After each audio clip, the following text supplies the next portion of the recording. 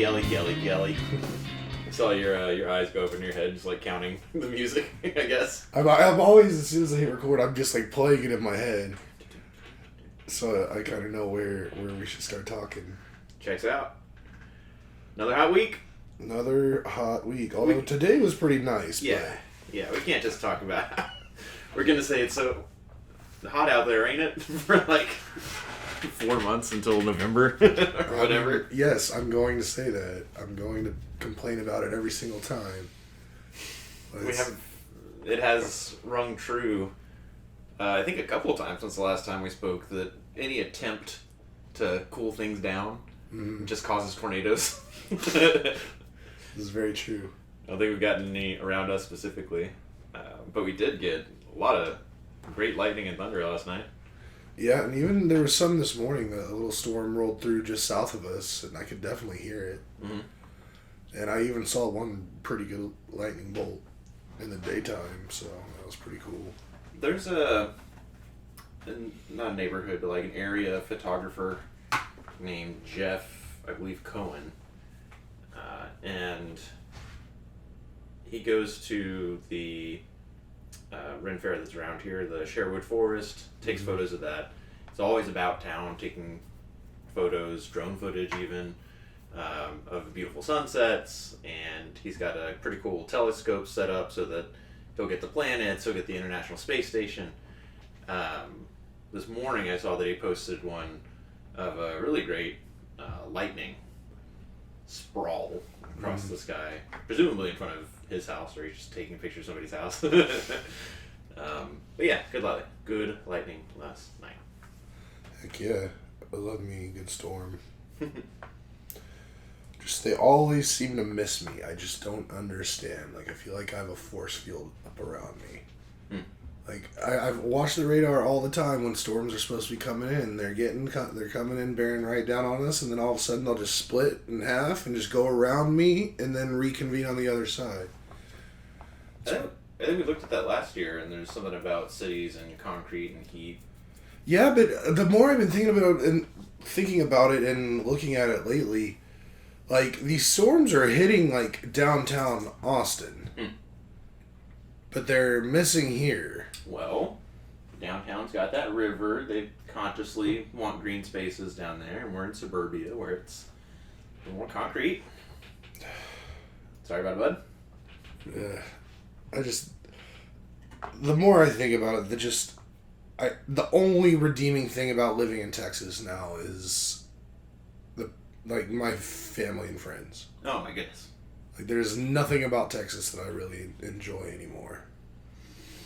Tex-Mex? I mean, that's good, but I like crappy food too, so like I could probably find crappy Tex-Mex somewhere else that I'd be okay with, or I could just make it. Yep. Barbecue, I can make it. Yeah, I mean, if you're not... That's really about it. Raising a family or into religion... The amount of things that Texas has to offer, I guess, drops off. I'm not in the income bracket of where the tax breaks that Texas would offer would affect me. Mm-hmm. But that is a thing. If you go to a lot of other states, I thought that states that have income taxes were the minority. That it was like these big states like California and New York, and then maybe I thought it was more of like a northeastern thing. There's only 6 states that don't have a state income tax. Did you know that? I did. I was unaware of that. That's interesting. I would have definitely thought you would have known that if I knew that. I definitely thought it was the other way around. I thought it was a minority of states because there's a federal tax. There was a time in my life when I thought that, like maybe when I first started doing taxes, but then I learned pretty quickly on that, we're one of the few that don't have state taxes. But at the same time, a lot of the states with state taxes, like, that money's going to good things that we're not getting here. So. It's hard for me to believe if it's a majority of them. Yeah. I mean, if you want to say that about California, if you want to say that about, like, New York, I've heard that their social programs are great, that their education systems are, California at least likes to prop themselves up as, like, the best at public education, etc. Mm-hmm. And at least I've heard of public transportation there, like BART Right. and things like that. Things that we just don't have. Like people from, I remember a guy came from New York to the Austin office and thought that you could get a train from up here in this area to downtown. Yeah. And technically there is like a light rail, but to get to that light rail from his hotel, he just like did Google Maps walking and ended up just like all torn up because he was going through like places where there weren't sidewalks. Yeah. So yes, but if there's only 6 states that don't have income taxes, there's not a lot of states that have it better off than Texas, I think. One thing I saw not all that long ago was a thing that even though Texas doesn't have state taxes, Texas really knows how to get you in other ways. Whereas, if you calculate everything out, it actually costs more to live in Texas than California. And I get that's like including like everything else that you might pay for in terms of stuff, and like our 8.25% tax on stuff, that's sales tax. That's not the same everywhere. It's a lot lower in a lot of places, like half even. I guess the two things I look at the most, because I hear about them and see them most from other folks in different states, is rent and gas. I think we beat most places. I mean, of any size. Like if you want to go to like Nebraska or Iowa, it probably costs less. Gas will always be cheaper in Texas just because we're the gas hub. It's easier to get gas here, and to get gas to places where it's far away, you got to pay all the extra transport costs to get it there. So that's why it's more expensive. I understand that. But rent now, like, pretty much anywhere you basically want to live, it's all the same, like, bad right now. It's the only cheap places you can live are out in the middle of nowhere and in the middle of nowhere states. Like, I put a lot of time and effort trying to find, like, somewhere else in the country where it's like, cheap to live. And, like, the cheap places to live are horrible. I'm very conscious of the fact that not having kids, there's a lot of pressure and strain and pain and fear and that kind of stuff that is just like not on my radar. Where was I going with this? Oh, and another way that's true even outside of family stuff is rent. And that is something that used to weigh heavily on us from the moment we moved to Austin, we were paying in rent what like folks pay in mortgage, or certainly our parents paid in mortgage. And then that just kept getting more and more dramatic. And when we moved into the house, we were basically like breaking even, but at least it was gonna like it's not even flat. It does go up a little bit each year because of the valuation going up. But we at least got ourselves out of an unsustainable situation. Right. And doing it again. At least once a week. I'm like, wow, so grateful that we got in the house when we did. Yeah. Because, like, our movers were wearing masks. Like, that's how close we were to COVID and just all property becoming out of reach. Yeah. Because it would have, like, 2 more months, it would have been impossible. Yeah. And then who knows what would have happened. So yeah, that whole rent thing, I've heard that it's getting bad. I still assume it's better here than it is most places, but if it's not, I would believe you. I mean, my brother's rent at the place he lives in has been going up, like just normally every year. And for a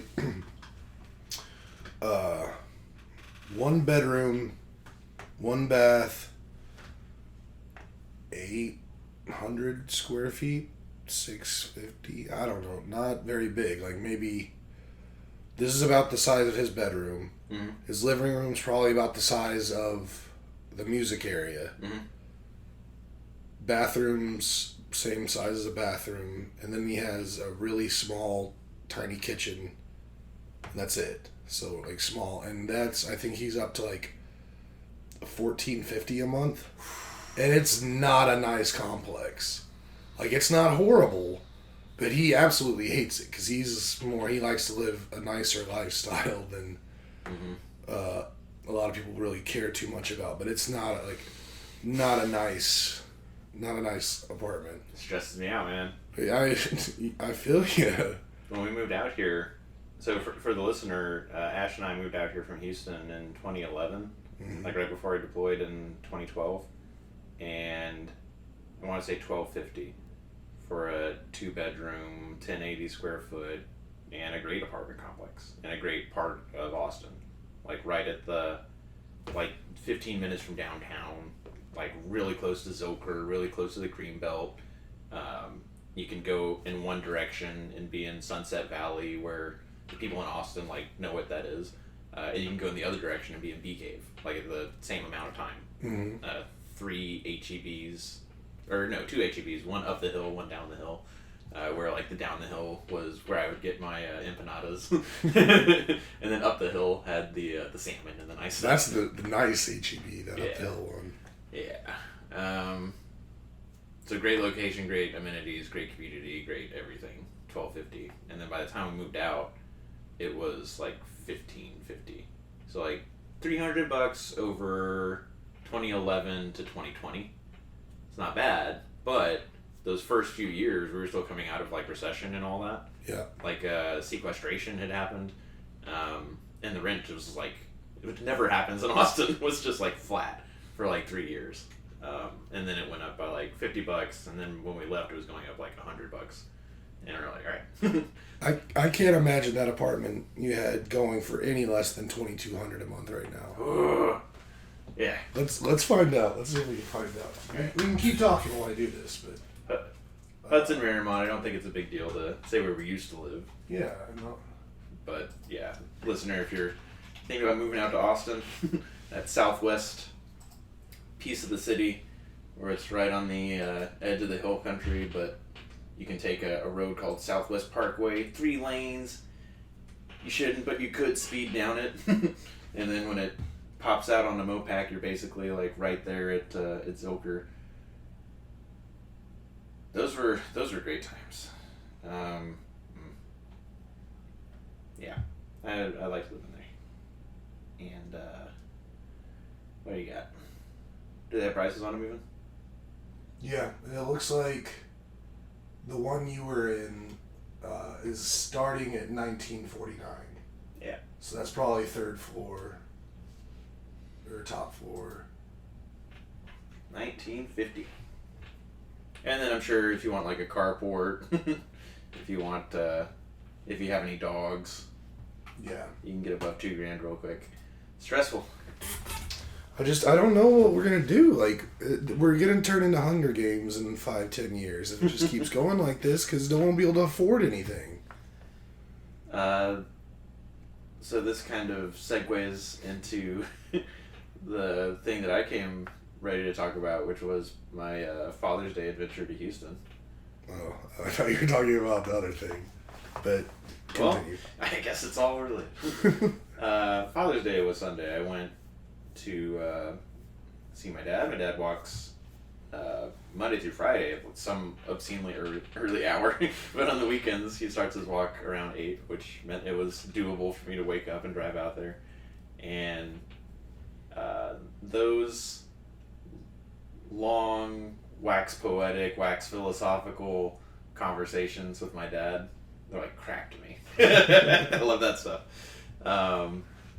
And of the myriad topics that we covered, one of the things that we latched onto for a while is inflation, and how I grew up from listening to him, but also listening to like our economics teacher in high school, learning about inflation as an idea, as a concept, that you can have, deflation. You don't have enough cash to buy the things that are out there, so that messes the prices up in a spiral.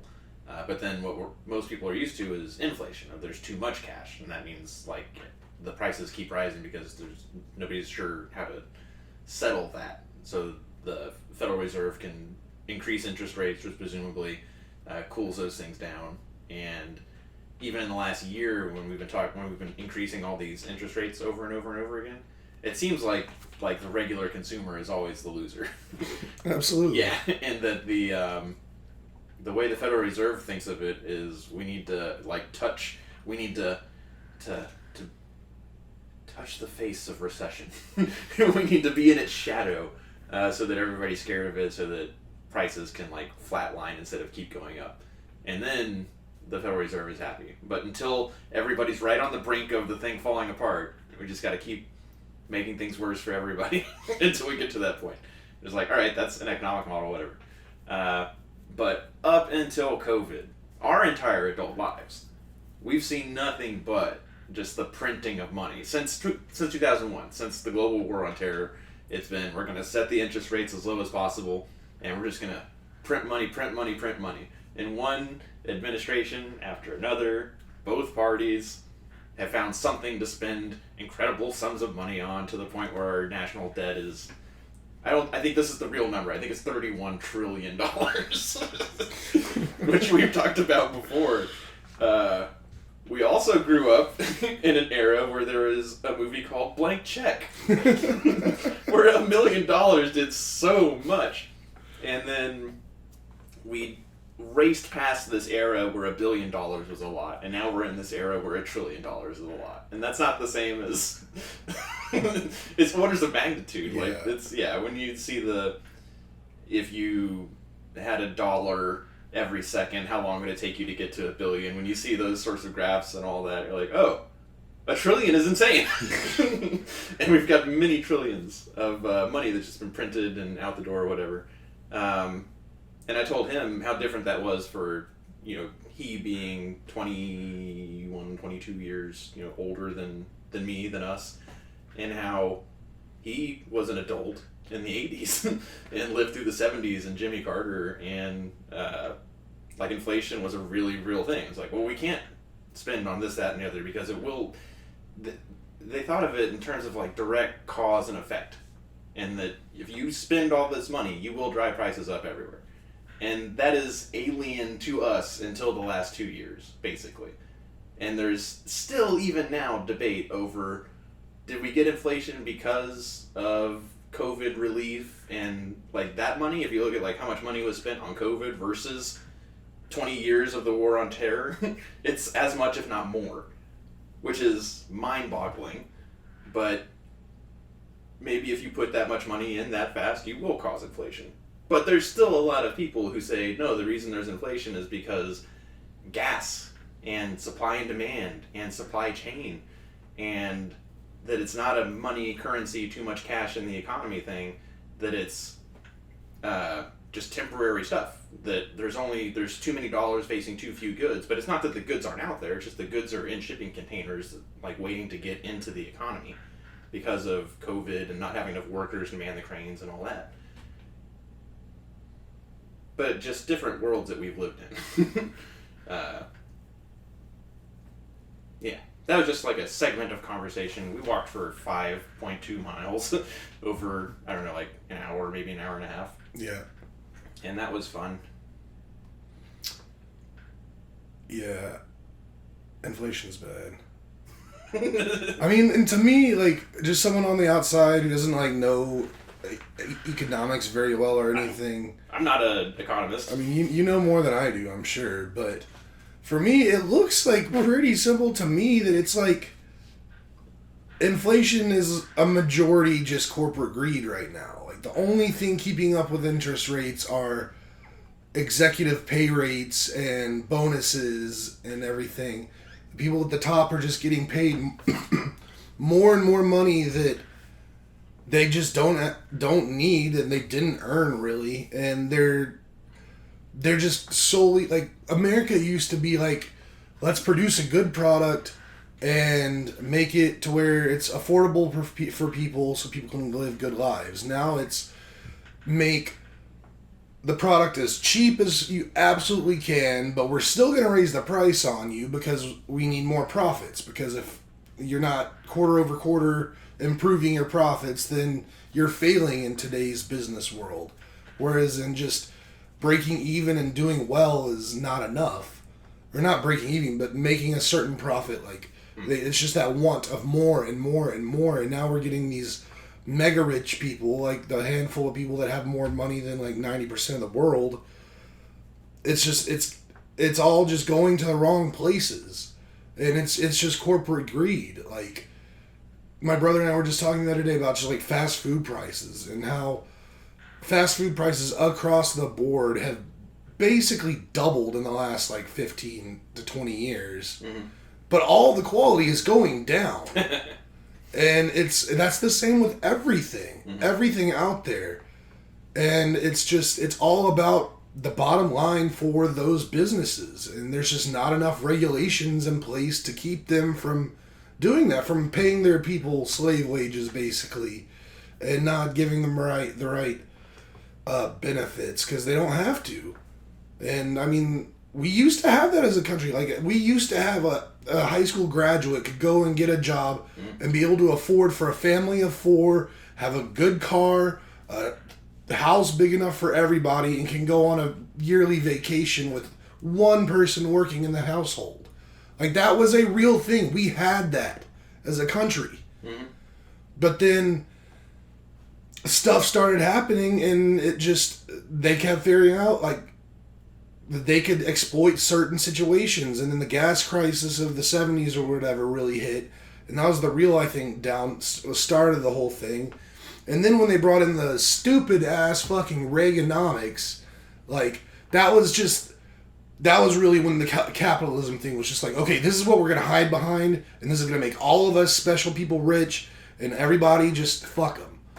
And now we're at a place where billionaires can go kill themselves by the Titanic for $250,000 a pop just because they can. Like, it would be an easy fix if it was just we could make that kind of simple fix. Like, but the rich people are the people who control things, so we can't change it because then they won't get richer. What's the simple fix? Well, it's not a simple fix, but it's a simple concept. Like, have federal like mandates, like inflation can only go up this amount. Like, you can only like have caps on pay. Like, I don't know, like a CEO can only make so much more than the lowest paid worker in the company. Yeah, something like that, and have it be like have a proper minimum wage. Like, right now, if we were to like keep up with those old days where like that one guy could go get a job out of high school and support his whole family, we'd be getting something like $50 an hour right now. So we saw a little inflation spiral, which we think is over now because the Fed has stopped raising interest rates. But, so again, not an economist. Maybe the CEO to worker ratio thing, maybe that's something that you could do and wouldn't have any negative consequences. But something that we saw in the last year that grinds my gears about, oh, how do we fix inflation? It seems like there's no way to put more money in the hands of people at the bottom, to put more money in the hands of most people without that triggering runaway inflation. Because we saw that not with like COVID relief and child tax credits and like a few $100 in people's hands, but like when gas prices soared because, I mean, of decisions, not because of something unchangeable, but because the Saudis wanted to limit how much oil was on the market, that inflated the oil prices, and then that started driving up a lot of excuse me. Yeah. That started driving up a lot of costs, like produce and the stuff that everybody buys, because if oil goes up, everything goes up. Then employers were like, well, okay, cost of living's gone up, so I'm going to increase the wages and salaries.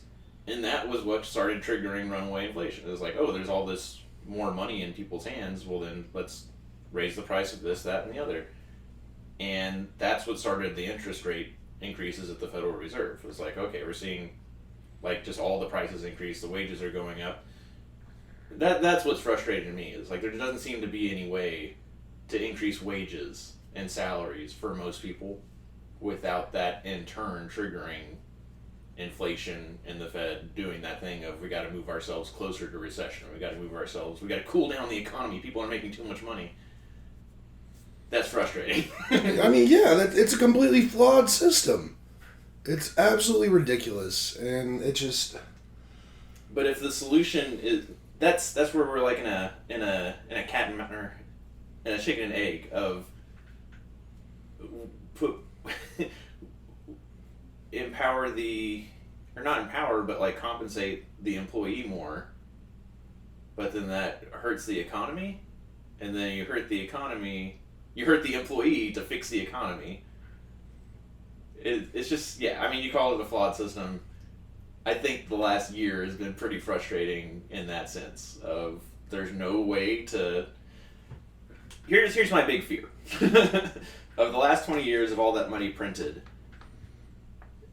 is the only thing keeping like this enormous runaway inflation issue. Because if the problem is too much money in employees' hands, does that mean we need billionaires to like sponge up that money, or there's too much money in the people generally, and then we have runaway inflation and the whole thing crashes? Because that would suck. Like if the only way you can sustain this system of constant money printing is for it very intentionally to go to very few people. Because if it went to too many people, then the prices of everything would go up. Like, is that the paradigm? Is that the system that we've set up? I don't know. I mean, I just don't know enough about it. Like, in my mind, it's hard to grasp the people having more money being a problem. That was the lesson of the last year, and that was really frustrating for me. I don't get it. It's not a problem.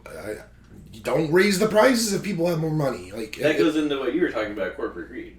Yeah.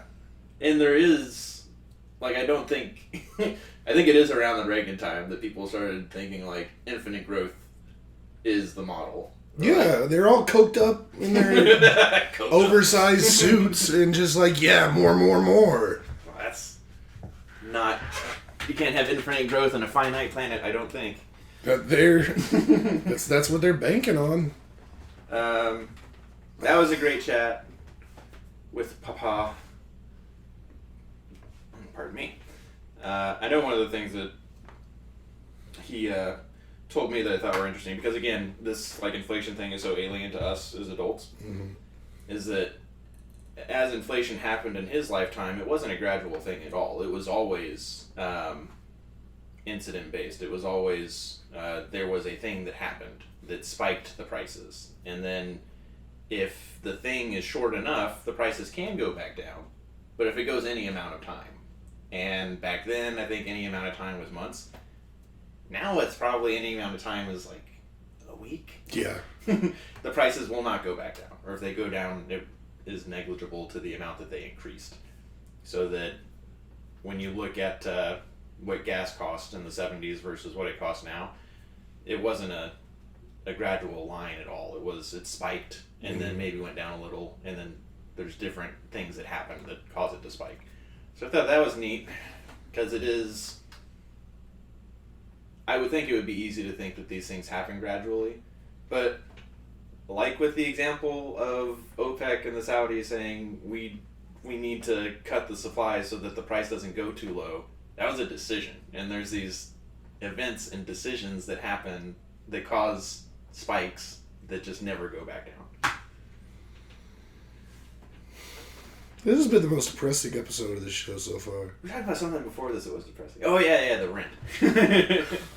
So that's depressing. Alright, back to Father's Day being fun. That was cool. We had a little detective time with some stuff we don't have to go into, but that was fun for me to get the recap on that. And then we went to brunch. I had my brother James. Me, mom, dad, James. I let James drive my car. Yeah. Like 3 times. Because we went from the house to the front of the neighborhood, back to the house to get my mom's cell phone, back to the brunch, and then I drove us back to the house. And that was cool, because for a long time it seemed like he was never going to drive. That's funny. I was just the other day, I don't know if we talked about it on here. We might have, but just the process of learning to drive and getting a driver's license. And just, it still to this day boggles my mind how absolutely easy it was for me to get my license. Yeah. Because of the parent taught. driver's ed, which I don't even know. I don't think it really exists anymore. It does like maybe for like. I know it's changed. Yeah. For like a permit, but because I was just thinking like people trying to. I forgot what I was watching. Something with people taking driving tests. And I was just like, those suckers had to. I never took a single driving test in my life. Yeah. I took one 20-question test to get my permit, and then that was it. And then I just had my mom say, "Yeah, he's good to go." And they're like, "Okay, here's your driver's license." Exact same. Yeah. And it was just wild. And also just thinking back how like I got mine on my 16th birthday. Like that day, I literally had it in my hand, and I was driving on my own. But now you can't even get your full blown license until you're 18, right? Or something like that. I'm not sure. Yeah, there's some rules like I think maybe you can get a license at 16, but you can only drive like yourself or with family members. So that's I told this story at brunch, I believe, or before we went. I had that license for a while, where I thought it was my permit, where you could only drive with family, you couldn't drive alone. And my first run-in with the law, we were meeting up. I think you were probably a part of it. I want to say it was on July 4th, but we were at somebody's house, and then it was time to go. I believe it was July 4th because I think that we were all going to another location to do fireworks. And Bradley had his driver's license. So I thought the rules of the permit were as long as somebody else has a license. So he's with me. We're driving down somewhere in the woodlands. Run a red light. Cop sees it. Super cool dude. Says, I know that, you just barely missed it or whatever, but all those people saw me see you run it. So he was like chatting us up and all that. And he was like, "Let's see your license." And I gave him my permit. And did the flashlight in the car, saw Bradley, and was like, "Son, this has to be like with a family member." And I was like, "Oh no!" And I was earnest. That I was like, I thought it was somebody that has a license, and he was like, "No, it's direct family." And I was like, "He's my brother." And you know how Bradley is with the police. He was quiet and shooketh.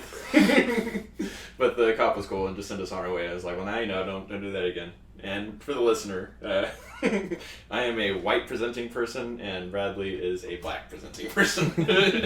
So it was amusing for the cop to be like, no, I don't think he's related to you.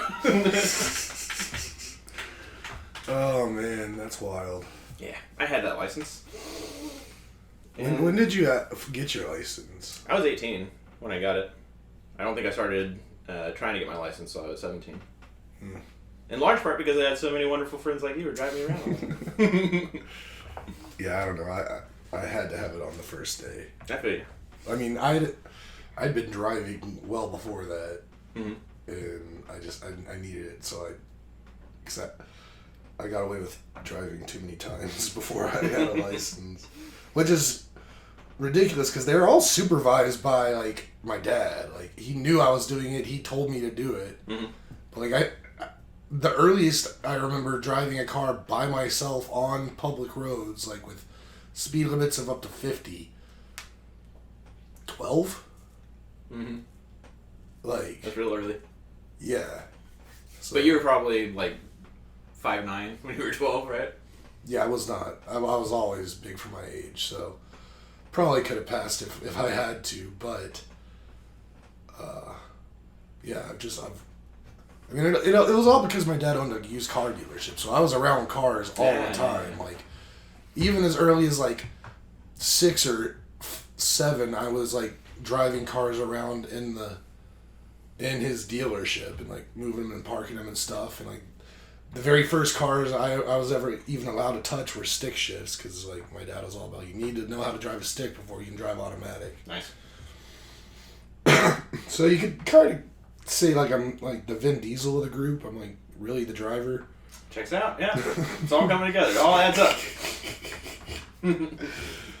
Silly. That was what my dad's saying. Is when I was, a child, asking if I could drive. He was like, when you can touch both pedals and the steering wheel and see over, we can talk about it. Yeah, that was me at about 8. Right. Yeah.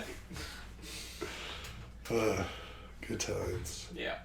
Other big news in the week. I think I got all the Father's Day stuff. Great brunch. Love seeing the family. James is definitely the quietest, the least chatty of my little brothers. So I'm glad I got some alone time with him driving the car, so I could tell him I love him and wanted to ask me any questions or get any advice. But I'm a fucking old man now that he can ask me anytime. Yeah. Love you, Mom. Love you, Dad. Great seeing you guys. I know my mom's listening. Other big news of the week. I mean, you couldn't talk about this week without talking about the, what is it, Ocean Gate? The Titan? Yeah. The submersible. Yep, they did.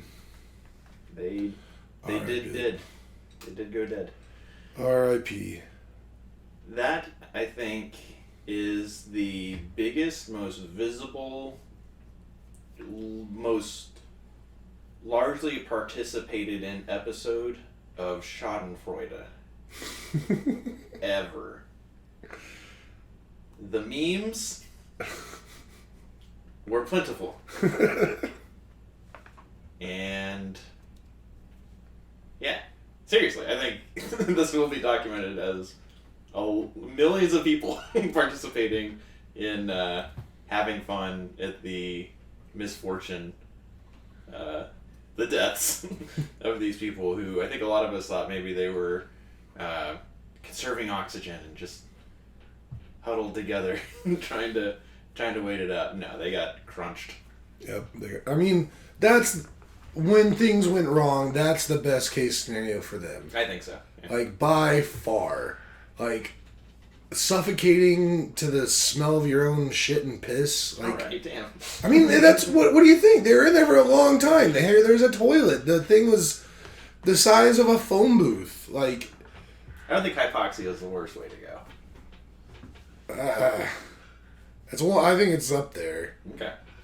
But I mean, because you have time to realize that you're dying and you're panicking and you can't like. Mm-hmm. Oh no, this is the best case scenario, and I'm not happy that any of these people died. I'm really bummed that there was a 19-year-old kid on there, because at 19 you shouldn't be able to make that kind of decision for yourself or have your parent allow you to do something, even though his dad was with him. Mm-hmm. Like, nah, that kid, if he was 10 years older, I bet he would have looked at that thing with maybe a different eye. Yeah. But then again, maybe not, because one thing I was seeing someone say was just that, like, how these ultra wealthy people are just in such a bubble that, like, they've never really had to fear anything. Oh, yeah. So they get to a point where they're just like, well, nothing ever happens to me. Nothing bad happens. Like, I'll be good. This is fine. And then they go and they do this. It just angers me so much how stupid this was. Every aspect of that ship, of the company, of its owner or whatever, the construction, like all of it. It's just how could not, like, just a regular person go up to that, look at it, and be like, that's a good idea. There were people who have been on the sub who afterwards were like, I did not take a second ride that was offered to me because that first ride was a shit show. I mean, there was nothing decent about, like, nothing. I feel like it's just so pointless. Like, I was talking to my brother about this. I mean, because he's been super all over this. Sure. Like, the billionaires that, like, go to space. That's what I thought of, yeah. That, I don't think they're anywhere close to each other. Mm-hmm. To me. Like, one, the going to space, like, they're putting in the work on these machines. These aren't something just built in someone's backyard. Yeah. They test this equipment over and over again. And if they do die, it's still going to help the world in some small way. Like, there's data collected from spaceflight. It's advancing us forward. Yeah. Like, we're learning something. We learn nothing from putting an oversized Coke can in the ocean with a tiny little window on it above the toilet. It was the only way they could actually see outside. And the window was the only piece on that sub that was rated to any kind of specification or envelope it could perform in. Yeah. The window was the only thing that was rated, and it was only rated for 1,500 meters of depth. Oh no! And they went to 4,000. Like, I saw a nice infographic that had the like surface of the ocean with the boat, and then it keeps going down, and it tells you this is the depth at which an inflated bicycle tire deflates just automatically. This is the depth where if you've got a pressurized system of like oxygen or whatever, you poke a hole in it, instead of oxygen rushing out, water rushes in, like despite the gas trying to expand its way out. This is the depth at which most submarines, like military submarines, do not operate below. And then the Titanic is like, from that submarine depth, is like twice that deep. yes. And oh yeah, one of them was like, this is the depth at which light no longer penetrates. And they were way below that. So yeah, it's we had talked about this before, like which is the better way to go, or which way would you rather go, in space or in a submarine? 1,000% space. For me, dying in space is an acceptable way to die. Dying under the water, unless you're trying to save someone else, is not an acceptable way to die. Yeah. Just, that's it. Or unless you're going to investigate the aliens on our own planet. Ties in, right? So, to recap, you have a theory that I've been sharing, and that people are getting behind. It's a solid, sound theory. I put a lot of thought into it. Yeah, that the supposed extraterrestrials that are responsible for these unidentified flying objects, or UAPs, or whatever we call them now, maybe they're not extraterrestrial. Maybe they're originating from the crushing depths of the ocean deep. Super terrestrials. Super terrestrial, I like that. And yeah, a lot of speculation around these recent orca attacks, around this sinking of the sub, that maybe confluence of events, maybe it's time. Maybe our super terrestrial neighbors are making themselves known more and more. It's funny because, like, 10 years ago, if we were having this discussion, it would, for me at least, be in 100% jest. Like, we're just kidding. It's still like 99.9% jest for me. I mean, it still is for me, but there's a 0.1 now that wasn't there before. Only because of all the just wacky, insane things that just seem to keep happening at a faster and faster rate. Just the more we go on, like, we've lived through way too many historical events. Like, I would have loved to live in one of those, like, times where there's, like, a couple hundred years where shit all just kind of stayed the same. Yeah. I mean, I guess those really weren't great times if you were a regular person. Yeah, you could drink bad water. Yeah. But still, like, now, I mean, it wouldn't surprise me at all. And I mean, if we have these things flying around, they gotta come from somewhere. And it makes a lot more sense to me that they're coming from here than somewhere else. So maybe this time next week they'll be responsible for some other thing. I saw something recently. Again, this is not from a verified source. But someone was saying in the next, like, 2 to 3 days, some big news around that is going to kind of come out. Oh, yeah? I'm not saying that's going to happen. I said that I read it. So, just keep your eyes out. I'll be the skeptical buddy daddy for both of us. I mean, I'm as skeptical as anyone in the world, but I'm ready for it. If I get proof, I'm there for it. Mm-hmm. Same with ghosts. I don't believe in them at all, but the number of ghost, like, watching videos that I watch, a lot more than probably the average person, especially someone who doesn't believe in them. Like, it excites me. Those things excite me, but from what I know of reality, they are not real until I'm given proof. So. Chuck. Kelly's quiz corner. Yeah, we can do a round real quick. Here we go in a moderate amount of time. While we pull that up. Yeah. Obviously, I'm going to Costco after this, but I'm also, before that, going to UPS to get a letter notarized for a buddy I used to work with who's getting, I believe, a visa. But he needed somebody to say, hey, this guy's not a dirtbag. And I was like, I would love to say you're not a dirtbag. Nice. Also, just real quick, you brought up Costco. I went to Costco the other day. Oh, yeah? For the first time in years and years. Mm-hmm. Mostly to just get their $1.50 hot dog and drink. I've still never eaten there. That hot dog was so good. Okay. I couldn't believe it. And then after we ate, we went and walked around the store a little bit. And I found them being sold in like bulk or whatever, like not just like one at a time, like you can make it at home. Mm-hmm. I'm going to get them. I didn't get them that day because I was in the middle of, I had to get a tire for my car because I had a flat. Long story, but amazing hot dog. July 4th, 2 weeks. What about it? Let's make some hot dogs. Oh, it doesn't need to be July 4th for me to eat a hot dog, but... I probably won't eat a Costco hot dog until it's with you on July 4th. And then you'll be like, wow, I'm going to get one every time I go to Costco now. That'd be cool. They're legit. If you enjoy hot dogs, you will enjoy the Costco hot dog. I guarantee it. I think I'm seeing what triggered your hot dog memory. No, my hot dog memory was you saying you went to Costco. Well, how about this then? Yeah, I know. I hadn't even scrolled down yet. You're cheating. I just opened it. Come on. I mean, when I open it, I see this. Yeah, scroll down. Yeah, you're cheating. To the first question. Come on. Okay. This week's edition of Kelly's Quiz Corner, we are going to see which goat we are.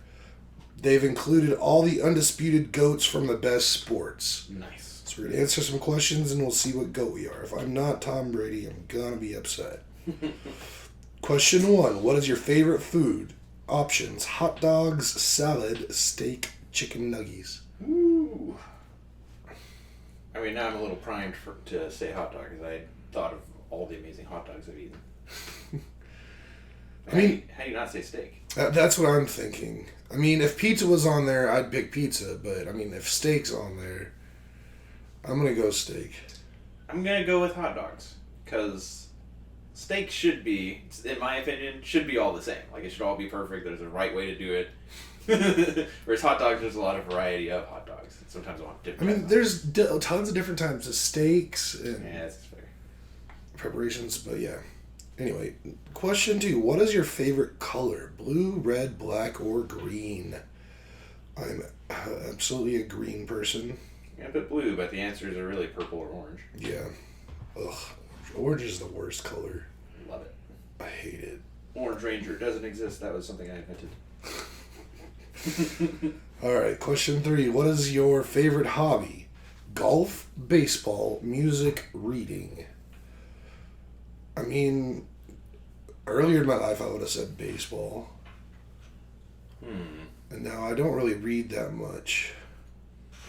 I'll go music. I never golf. I've golfed like once in my life. It's not golf. I enjoy watching baseball. I enjoy swinging a bat and hitting the ball. But I definitely read more than I do any of these other things. I'm sticking with reading. Alright, next question. Oh, here we go. What is your favorite sport? Basketball, soccer, football, hockey? Only one answer. I mean, me too. We're not even going to acknowledge that. Next question. What is your zodiac sign? Leo, Sagittarius, Cancer, or other? So I know Ash is a Cancer and I'm a Libra. And I think Jared's a Leo. I think I know. Maybe he's not. But I don't. I hate all that zodiac stuff. Same. You know what you are? Yeah, I'm a Scorpio. Word. Alright. What is your favorite season? Summer, winter, fall, spring? Winter. Fall. When we were coming out of winter, going into summer, one afternoon, there was a cool breeze And my brain was like, oh, it's football season. I'm like, no, I'm sorry, brain. I'm sorry, it's not. Like, you know you're texted by just that statement you just made. You like, when we're coming out of winter and going into summer, like, you didn't even acknowledge that spring exists. Silly. What is your ideal vacation spot? California, Brazil, Florida, or Canada? I'm going to go with Western Canada. I want to see Calgary. I want to see the Canadian Rockies. Bro, I've been looking into a lot of the Canadian Rockies stuff. Mm-hmm. They might have it more beautiful up there than we do down here. It's possible. Global warming, man. Have you heard of, or did I tell you, I came across, so I have had a bucket list hotel that I've wanted to stay at for a long time, that I've known about. It's the Alani in Yosemite Park. Cool.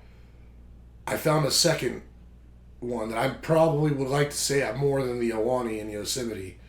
And, what's it called? Give me half a second. I know where it is. Is it in Canada? Yes. Is it Banff? Yes. Fairmont Banff Springs. Nice. Yep. I bet I've seen Like, photos from there. Look at this. Yep, that's gorgeous. Oh my gosh. I know of Banff. Oh. Yep. Oh, it's so beautiful. Get that man a towel. I mean, come on. But this is like for rich, like, this is like $1,000 a night plus. Uh-huh. So, I don't know if I'll ever get to do it. But anyway, back to this. I'm going to go with California specifically because of my original bucket list hotel that's in Yosemite. Nice. Although I've been to California before, but it's a cool place. What is what is the best characteristic that describes you? Physical strength, skill / precision, insatiable appetite, hardworking.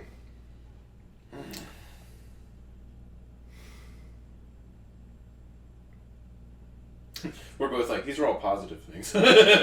Except for insatiable appetite, I guess.